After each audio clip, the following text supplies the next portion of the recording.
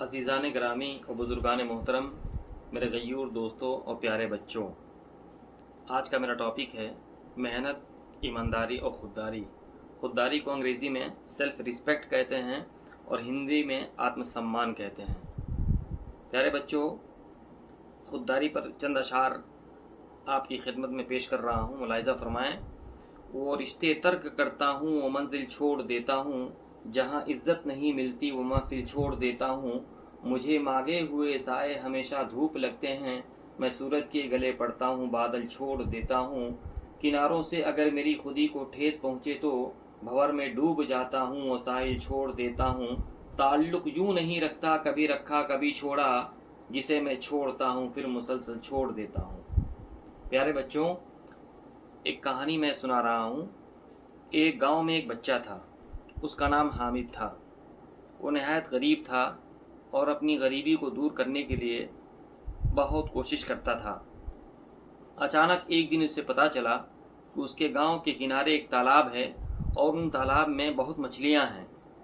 چنانچہ وہ جال لے کر اس تالاب کے پاس گیا اور دن بھر کدوکاوش کیا، کوشش کیا، جدوجہد کیا کہ کسی طریقے سے اس کے جال میں کچھ مچھلیاں پھنس جائیں، لیکن دن بھر محنت کرنے کے باوجود اس کے جال میں ایک مچھلی بھی نہیں آئی۔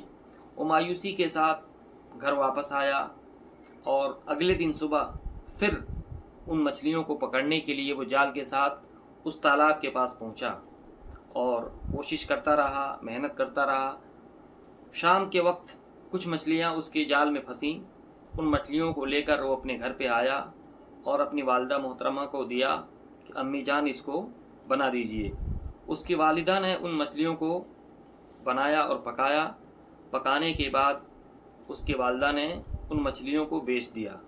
بیچنے کے بعد کچھ پیسے موصول ہوئے، ان سے اپنے گھر کی ضروریات کی چیزوں کو خریدا اور دھیرے دھیرے اس کی غریبی دور ہوتی گئی۔ کچھ دن کے بعد اس گاؤں کے پردھان کو پتہ چلا کہ ایک بچہ ہے اور اتنا خوددار ہے کہ اپنی غریبی اور بے بسی کو کسی سے بتاتا نہیں، خود محنت کر کے اس نے اپنے آپ کو اسٹینڈ کیا ہے۔ اس پردھان نے ایک پروگرام رکھا اس بچے کے سمان میں، اس بچے کی ہمت افزائی کے لیے، حوصلہ افزائی کے لیے اور اس کو انعام دینے کے لیے۔ چنانچہ پروگرام طے ہو گیا اور پروگرام میں جب بچہ پہنچا اور جب پردھان جی اس کو انعام دینے لگے تو اس بچے نے پوچھا کہ پردھان جی یہ انعام کس بات کی دے رہے ہیں؟ پردھان جی نے کہا کہ تم نے غریبی، پریشانی، بے بسی کے عالم میں کسی کو نہیں بتایا اور تم نے خود محنت کر کے اپنی پریشانی کو دور کر لیا اور تم پورے سماج کے لیے ایک مثال قائم کر دیا تم نے کہ انسان محنت کے ذریعے اپنی غریبی کو، اپنی پریشانیوں کو دور کر سکتا ہے۔ اس کی وجہ سے میں تمہیں عزت دے رہا ہوں، تمہیں سمان کر رہا ہوں۔ پیارے بچوں، یہ کہانی ہمیں بتاتی ہے کہ ہمیں کتنی بھی پریشانی میں رہیں، کتنی بھی تکلیفوں میں رہیں، ہمیں اپنی خودداری کو نہیں بیچنا چاہیے۔